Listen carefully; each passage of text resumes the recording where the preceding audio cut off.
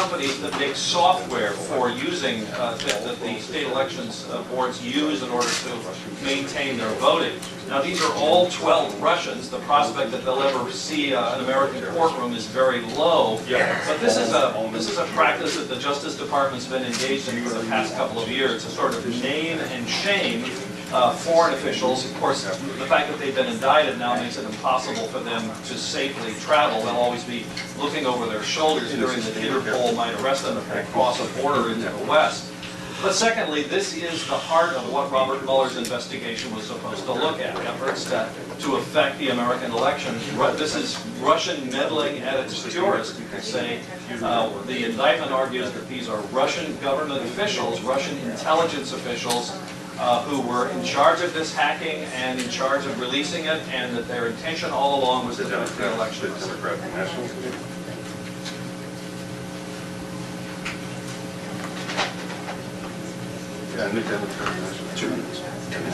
Well, we were 5 minutes out. Now we're 2 minutes ago. Pilot says we're going to take off in 10 minutes. Yeah. We're third an hour later. Third in line here. And I was released on the internet. Cincinnati's They are, released, they released. Because I should make the point that they name each individual Russian national.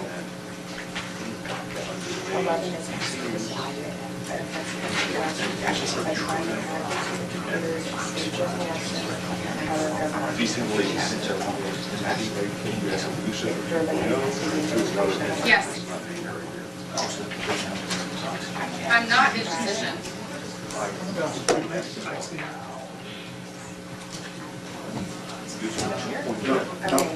No. How do I, where do I go?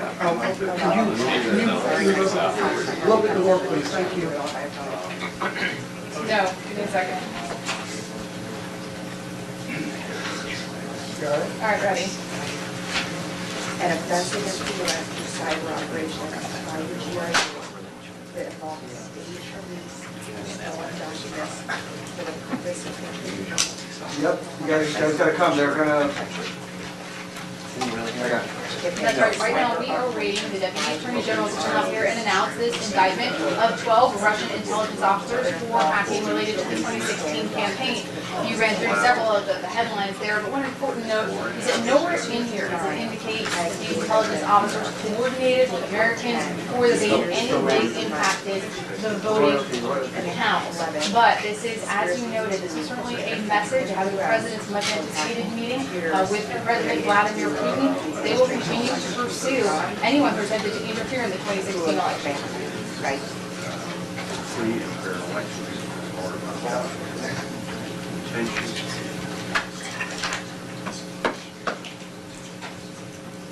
And there will always be adversaries.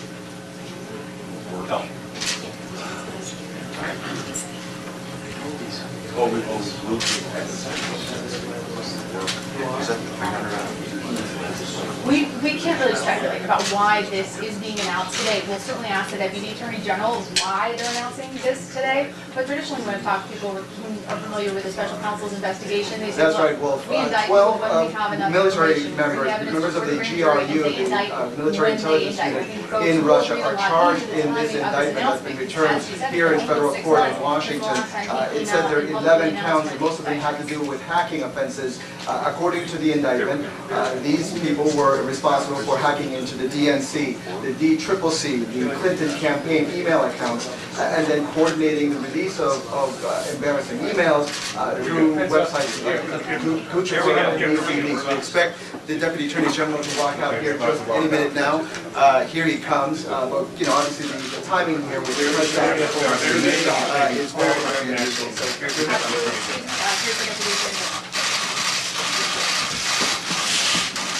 Well, good afternoon. Today, a grand jury in the District of Columbia returned an indictment presented by the Special Counsel's Office. The indictment charges 12 Russian military officers by name for conspiring to interfere with the 2016 presidential election. 11 of the defendants are charged with conspiring to hack into computers, steal documents, and release those documents with the intent to interfere in the election. One of those defendants and a 12th Russian military officer are charged with conspiring to infiltrate computers of organizations involved in administering elections, including state boards of election, secretaries of state, and companies that supply software used to administer elections. According to the allegations in the indictment, the defendants worked for 2 units of the main intelligence directorate of the Russian General Staff, known as the GRU. The units engaged in active cyber operations to interfere in the 2016 presidential election. There was one unit that engaged in active cyber operations by stealing information, and a different unit that was responsible for disseminating the stolen information. The defendants used 2 techniques to steal information. First, they used a scheme known as spear phishing, which involves sending misleading email messages and tricking the users into disclosing their passwords and security information. Second, the defendants hacked into computer networks and installed malicious software that allowed them to spy on users and capture keystrokes, take screenshots, and exfiltrate or remove data from those computers. The defendants accessed email accounts of volunteers and employees of a U.S. presidential campaign, including the campaign chairman, starting in March of 2016. They also hacked into the computer networks of a congressional campaign committee and a national political committee. The defendants covertly monitored the computers, implanted hundreds of files containing malicious computer code, and stole emails and other documents.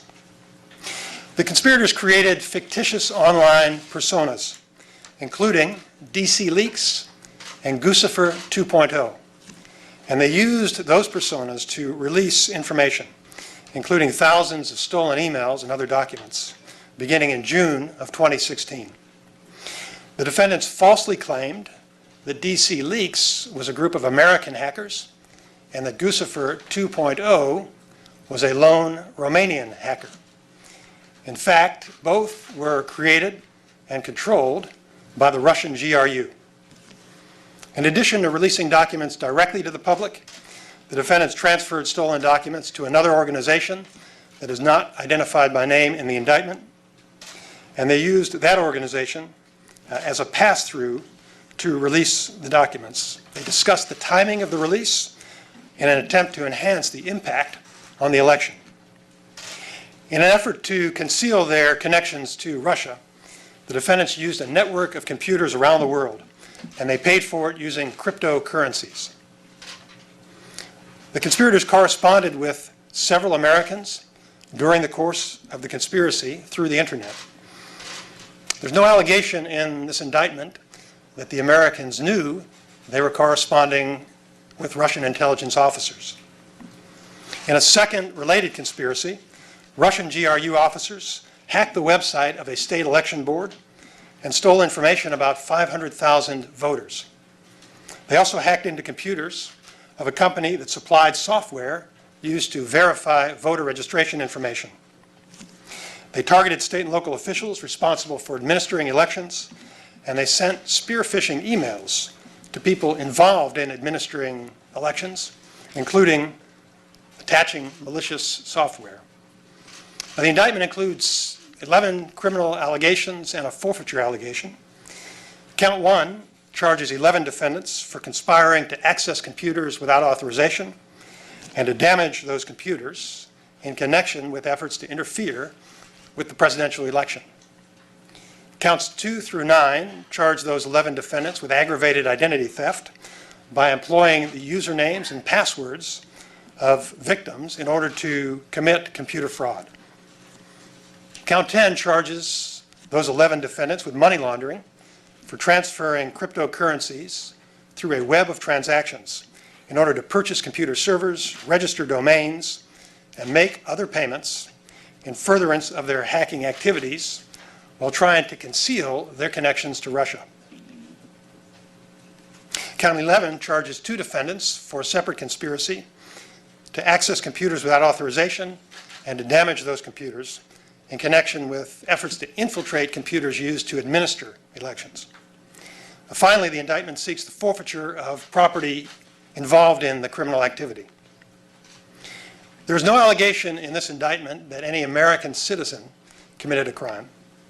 There's no allegation that the conspiracy changed the vote count or affected any election result. The special counsel's investigation is ongoing, and there will be no comments by the special counsel at this time. Assistant Attorney General John Demers is here with me today because we intend to transition responsibility for this indictment to the Justice Department's National Security Division while we await the apprehension of the defendants. Principal Associate Deputy Attorney General Ed O'Callahan is also with me, and he's been assisting in managing the special counsel investigation. I want to caution you that people who speculate about federal investigations usually do not know all of the relevant facts. We do not try cases on television or in congressional hearings. Most anonymous leaks are not from the government officials who are actually conducting these investigations. We follow the rule of law, which means that we follow procedures and we reserve judgment. We complete our investigations and we evaluate all of the relevant evidence before we reach any conclusion. That is how the American people expect their Department of Justice to operate, and that is how our department is going to operate. In our justice system, everyone who's charged with a crime is presumed innocent unless and until proven guilty. It should go without saying, the people who are not charged with a crime also are presumed innocent. The indictment was returned today because prosecutors determined that the evidence was sufficient to present these allegations to a federal grand jury. Our analysis is based solely on the facts, the law, and Department of Justice policies. I briefed President Trump about these allegations earlier this week.